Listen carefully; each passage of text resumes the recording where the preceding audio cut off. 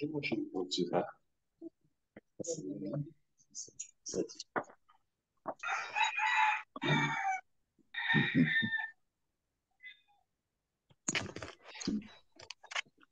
cocorico aime à chanter.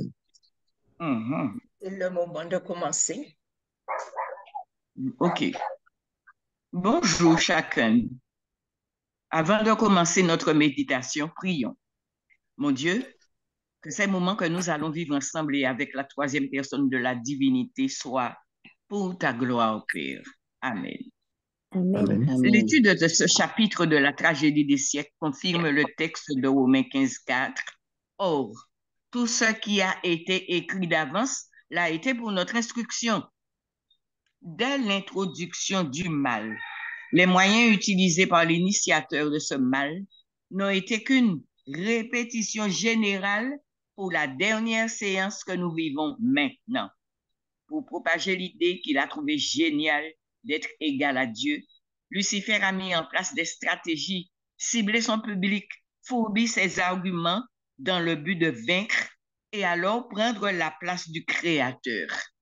La première créature a utilisé tout son potentiel intellectuel, son pouvoir, son influence, son aura, avec comme seul objectif gagner dans les cours célestes, puis dans les mondes existants.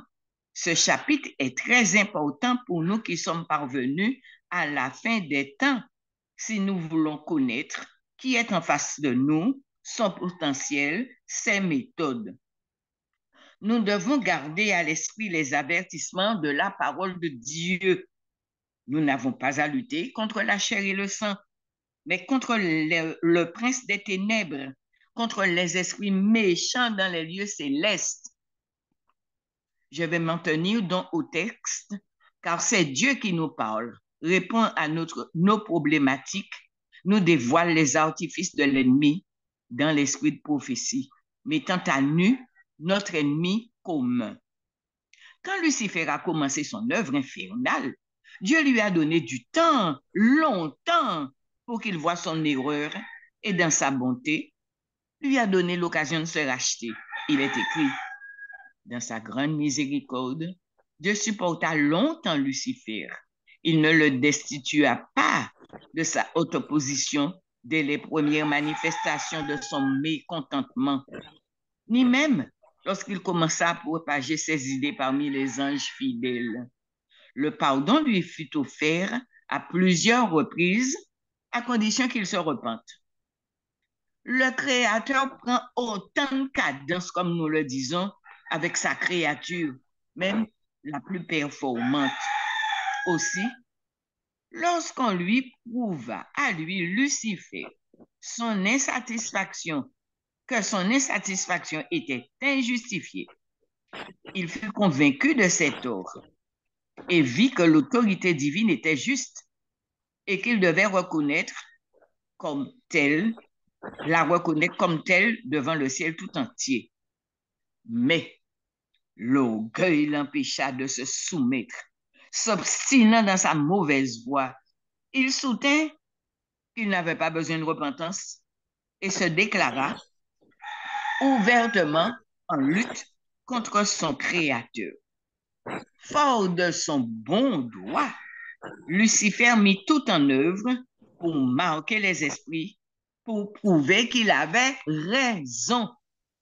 Il va se justifier, engagé à fond dans sa rébellion et va chercher à entraîner le plus grand nombre à prendre parti pour lui.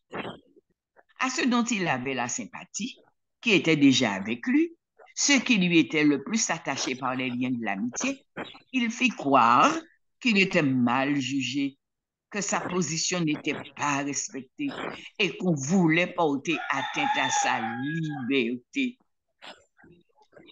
Aux autres, qu'il fallait amener à accepter son point de vue, pour donner le change donc aux anges restés loyaux, il accusait ceux qu'il ne pouvait tromper et faire passer dans son camp de trahir la cause du ciel, c'est-à-dire d'agir comme il agissait lui-même. même à celui dont il convoitait le rang, la place, le Fils de Dieu. Il l'accusait du dessein de l'humilier devant tous les habitants du ciel, pour que l'on croie à toutes ses prétentions, pour amener l'adhésion à son parti. Alors, dès le commencement, mais jusqu'à maintenant, Lucifer utilisait des moyens qu'il veut infaillibles et que ses représentants utilisent aujourd'hui. Stratégie diabolique. Il faussait les paroles et les actes du Créateur. Son système consistait à troubler les anges par des arguments subtils, touchant les desseins de Dieu. Ce qui était simple, il l'enveloppait de mystère. En dénaturant artificieusement les faits, il jetait le doute sur les déclarations les plus formelles de Jéhovah. Sa haute position et ses rapports intimes avec l'administration divine donnaient tant de poids à ses paroles qu'un grand nombre d'anges embrassèrent le parti de la révolte contre l'autorité du ciel. Le gouvernement de Dieu, ne s'étendant pas seulement aux habitants du ciel, mais à ceux de tous les mondes créés, Satan pensa que s'il pouvait entraîner les anges dans sa révolte, il pourrait aussi ajouter les autres mondes à son empire. Avec une habileté consommée, il avait présenté son point de vue sur la question, employant des sophismes et la fausseté pour parvenir à ses fins. En tant que maître séducteur, il utilisa le mensonge dissimulé pour obtenir l'avantage dans la controverse. Pas même les anges loyaux purent pleinement discerner son véritable caractère et ses objectifs. Cet adversaire rusé,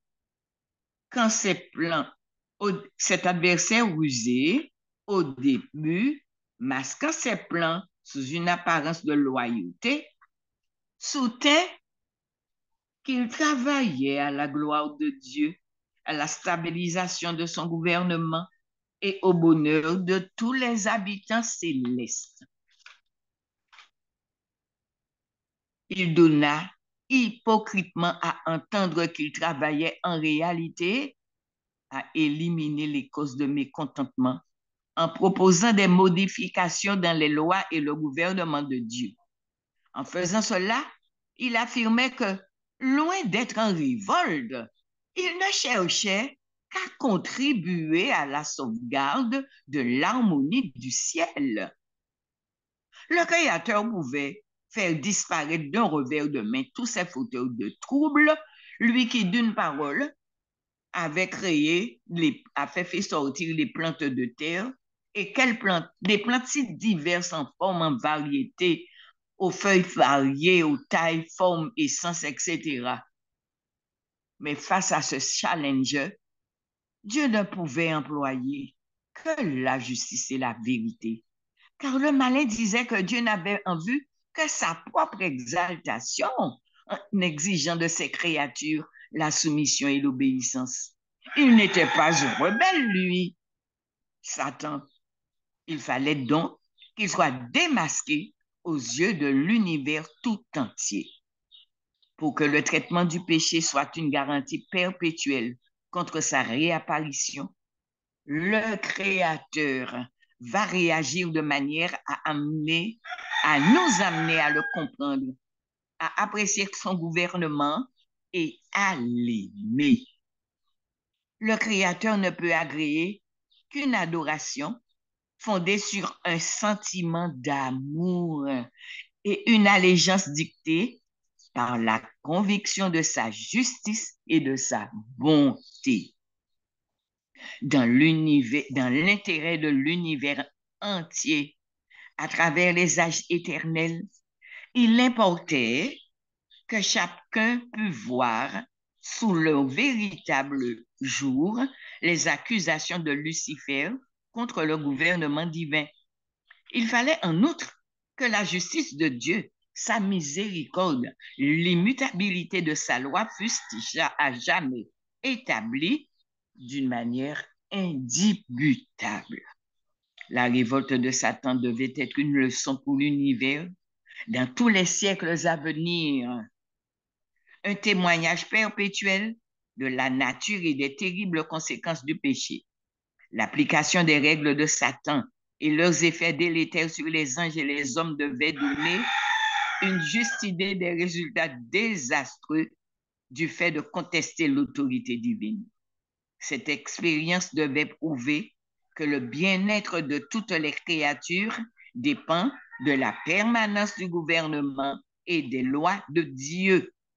L'histoire de cette sombre révolte devait être pour tous les anges une sauvegarde perpétuelle révélant définitivement le caractère de la désobéissance et sa pénalité. Et le verdict est tombé.